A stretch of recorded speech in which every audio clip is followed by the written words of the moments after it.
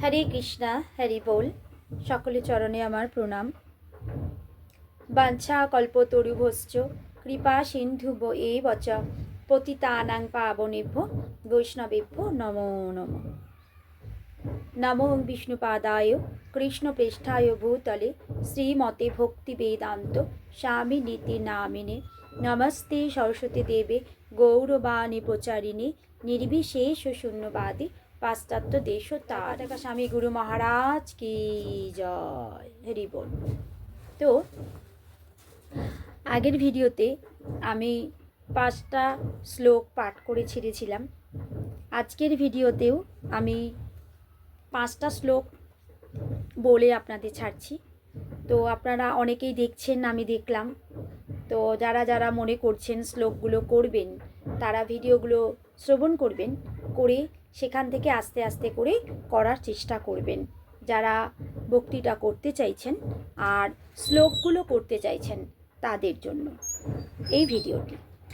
তো আজ আমি যে শ্লোকটা বলবো সেটি হচ্ছে আমাদের বিজ্ঞান যোগের 7 নম্বর অধ্যায়, 7ম অধ্যায় বিজ্ঞান যোগের 16 নম্বর শ্লোক।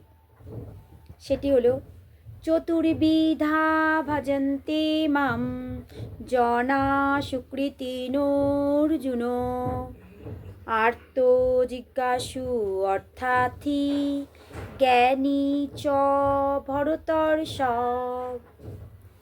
তাহলে আপনারা 7ম অধ্যায় বিজ্ঞান যোগ খুলবেন আর 16 নম্বর শ্লোকটি দেখবেন। কি আছে? চতুর্বিধা ভজন্তে মাম জনা সুকৃতিনো অর্জুন আর্ত জিজ্ঞাসু অর্থাথি জ্ঞানী চ ভরতর্ষভ। হরি বল।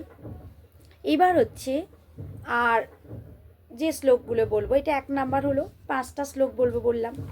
তার মধ্যে এবার যেটা বলবো সেটা হচ্ছে 8ম অধ্যায় অক্ষর ব্রহ্মযোগের 5 নাম্বার শ্লোক। তাহলে 8ম অধ্যায় অক্ষর ব্রহ্মযোগের 5 নাম্বার শ্লোক।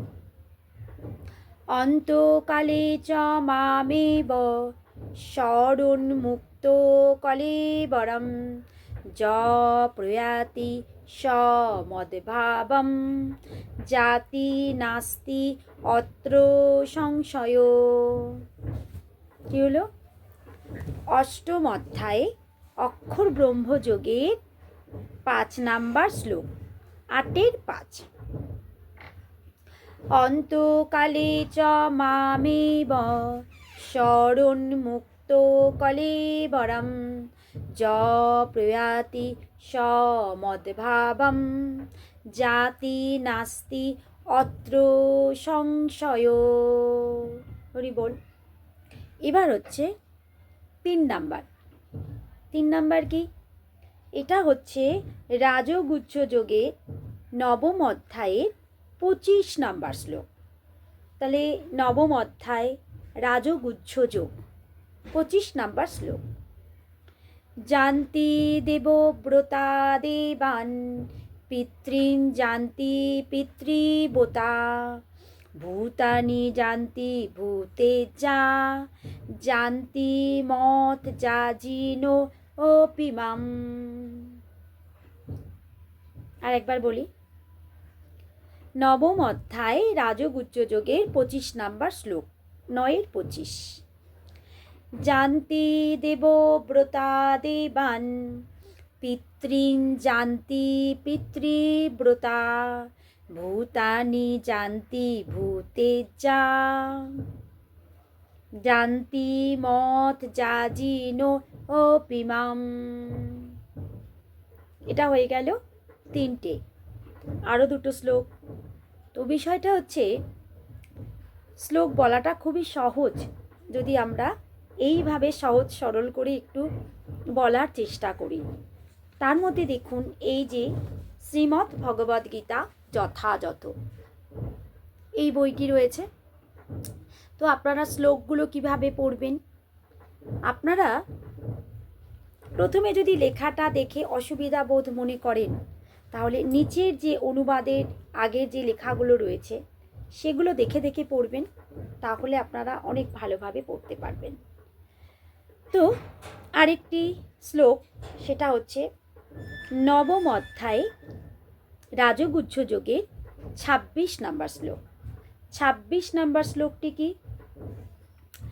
পত্রম পুষ্পম ফলম তোয়ম যো মে ভক্তা প্রয়চ্ছতি ততহম ভক্তুপরিতম অশ্নামি প্রযোতাত্মনো। পত্রম পুষ্পম ফলম তোয়ম যো মে ভক্তা প্রয়চ্ছতি ততহম ভক্তুপরিতম অশ্নামি প্রযোতাত্মনো। আরেকটি লাস্ট 5টা শ্লোক বলেছিলাম, তার মধ্যে 4টে বললাম। তার মধ্যে লাস্ট শ্লোকটি হচ্ছে 18 নম্বর অধ্যায় মোক্ষ যোগের 65 নম্বর শ্লোক। আপনারা জানেন গীতাতে 18টি অধ্যায় আছে এবং 700টি শ্লোক আছে। তাহলে গীতায় 700টি শ্লোক, 18টি অধ্যায়। 18টি অধ্যায়ের মধ্যে 18 নম্বর অধ্যায়টির নাম হলো মোক্ষ যোগ। সেখানে 65 নম্বর শ্লোক কি বলা আছে? মনমনা ভব মদ ভক্ত মজ্জাজি মাম নমস্কুরু মাম এব এষ্যসি সত্যম তে প্রতিজনে প্রিয়সি মে। তাহলে কি হলো? এবার যদি কেউ একটু দ্রুত বলার চেষ্টা করেন, তাহলে মনমনা ভব মদ ভক্ত মজ্জাজি মাম নমস্কুরু মাম এব এষ্যসি সত্যম তে প্রতিজনে প্রিয়সি মে। হরি বল। ভগবান কি বলেছেন? মনমনা ভব মদ ভক্ত, আমার ভক্ত হও, আমাকে নমস্কার করো, আমার কথা শ্রবণ করো, আমার কাছে এসো, আমি তোমাকে অবশ্যই রক্ষা করব। মজ্জাজি মাম নমস্কুরু মানে আমাকে প্রণাম করো। তো প্রত্যেকটিরই অনুবাদ আছে, আপনারা গীতা থেকে দেখবেন, পড়ে নেবেন। তাহলে অনুবাদটা বললে অনেকটি বড় হয়ে যেত, সেই জন্য আমি শুধু শ্লোকগুলো বললাম। তো আপনারা দেখছেন গীতা ক্ষেত্র তৈরি হচ্ছে, যেটা বিশ্বের প্রথম ফার্স্ট গীতা ক্ষেত্র তৈরি হচ্ছে। স্কুলে স্কুলে গীতা পড়ানো হবে এবং অনেক স্কুলে চালুও হয়ে গিয়েছে। আর ফেসবুকে দেখছেন, নেট দুনিয়ায় দেখছেন, সবাই গীতা নিয়েই কিন্তু আলোচনা করছে, গীতার কথা বলছে। গীতা আমাদের গাইড বুক, গীতা আমাদের জীবন পরিচালিত করে। তাই গীতার কথা আমাদের সব সময় শ্রবণ করা উচিত। গীতার বাণী আমাদের প্রত্যেকেরই প্রচার করা উচিত, আর প্রত্যেকের নিজেদের জীবনে সেটা অ্যাপ্লাইও করা উচিত। তাই আমরা প্রত্যেকে যারা কাজ করছি, কোনো কাজ আমাদের বন্ধ হবে না। আমরা সবাই বেশিরভাগ মানুষ গৃহস্থ, আমরা ঘরে কাজকর্ম করি, তাছাড়া অনেকে চাকরি বাকরি করেন, কোনো অসুবিধা নেই, সর্ব অবস্থাতেই গীতার শ্লোক বলা যায়। আপনারা প্রত্যেকেই প্রতিদিন একটা করে শ্লোক পড়বেন, একটা করে শ্লোক। তো যারা আমার কাছে শেখে, আমি তাদেরকে দেখলাম তারা কিভাবে শিখলো। আমি যখন এগুলো তাদের ভয়েস রেকর্ডিং করে পাঠিয়ে দিয়েছিলাম, তারা একটা খাতার মধ্যে লিখে, একটা পেজের মধ্যে লিখে দেয়ালে টানিয়ে দিয়েছিল। আর কি করছিল? রান্না করতে করতে, সব কিছু সবজি কাটতে কাটতে গীতার শ্লোকগুলো আওড়াচ্ছিল আর দেওয়ালে দেখে দেখে মুখস্থ করছিল। তো রান্নাও হয়েছে, গীতার শ্লোকও মুখস্থ হয়েছে। আরও যারা আছে আমার কাছে, তারা অনেকে চাকরি করে, স্কুল টিচার, তারা বাইকে করে যখন স্কুলে যাচ্ছিল, তো বাইকে যেতে যেতে কানে শ্রবণ করতে করতে শ্লোকগুলো পড়ছিল। এইভাবে তাদের মুখস্থ হয়ে গেছে। তো বিভিন্ন জন বিভিন্ন রকমভাবে গীতার শ্লোক মুখস্থ করেছে বা করছে। তো আপনারাও যদি যোগাযোগ করেন, একটা একটা করে শ্লোক করাবো। এক সপ্তাহে কি একটা শ্লোক মুখস্থ করতে পারবেন না? দুটো লাইন মাত্র, তাই আপনারা অবশ্যই করতে পারবেন। তো যদি আপনাদের চেষ্টা এবং ইচ্ছা থাকে তাহলে অবশ্যই পারবেন। তাই সবাই চেষ্টা করুন গীতাকেই জীবনে আঁকড়িয়ে ধরতে, গীতাকে নিয়েই জীবন পরিচালনা করতে। কারণ গীতা ছাড়া আমাদের প্রত্যেকের জীবন বৃথা। কারণ গীতাই বলে দেয় আমাদের জীবন কিভাবে পরিচালিত করা উচিত। তাই আমরা প্রত্যেকে ঘরে গীতা রাখবো, কোনো অকেশনে কাউকে গিফট দেব। আমরা গীতাকে নিয়ে আরও অনেক অনেক অনেক বেশি করে প্রচার করব। কারণ আমরা গীতার বাণী যদি না জানি, গীতার কথা যদি না জানি, তাহলে আমাদের জীবনে অনেক দুঃখ কষ্টের সমস্যা আমরা খুঁজে পাবো না, সমাধান খুঁজে পাবো না। সমস্যা তো আছেই, তাই সমস্যার সমাধানই হলো আমাদের এই শ্রীমদ্ ভগবদ্ গীতা। তাই আমাদের প্রত্যেকের জীবনে সমস্যা আছে, কিন্তু যদি আমরা এই গীতার বাণী শ্রবণ করি, আমরা গীতা পড়ি আর ভগবানের কাছে আমাদের সমস্যাটা জানাই, আশা করি উনি আমাদের ফেরাবেন না। আর আমাদের প্রত্যেকের জীবনের সমস্যার সমাধান হলো এই আমাদের শ্রীমদ্ ভগবদ্ গীতা।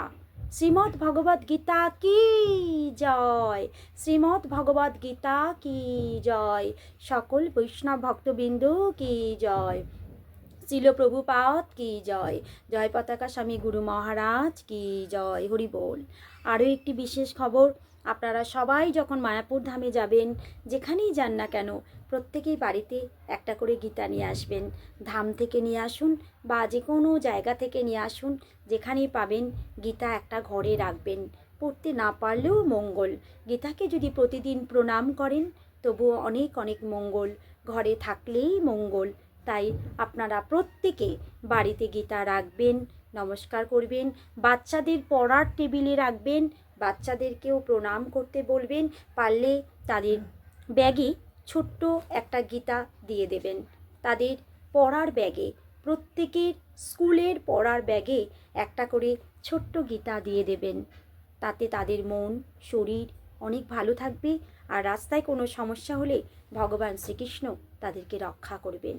তো আপনারা সবাই গীতার সান্নিধ্যে থাকুন, এটাই আমার যতটুকু ছোট্ট মাথায় সেইটুকুনি বলার চেষ্টা করলাম।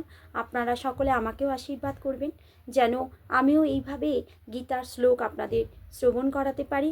আমি যতটুকু গুরুমুখে শিখেছি, বৈষ্ণবদের থেকে শিখেছি, আপনাদের ততটুকু যেন আমি প্রচার করতে পারি। আর আমি এইভাবেই প্রচারই করতে চাই।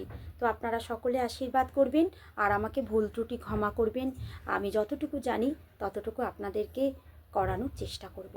হরে কৃষ্ণা, হরি বল, হরি বল।